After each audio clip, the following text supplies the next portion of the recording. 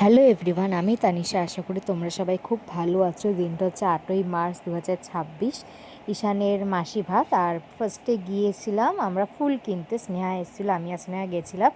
আর আমরা বেরোলে তো চা খাওয়াটা ম্যান্ডেটরি। তারপরে কি পরবো এটা একটু বের করলাম।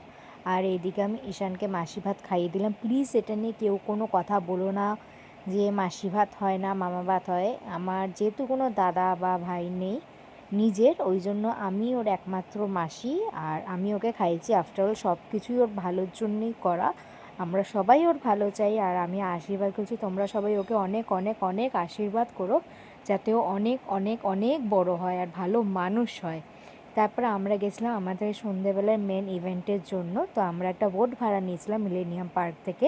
আমাদের বোটের নাম ছিল হচ্ছে MV বাতাসি।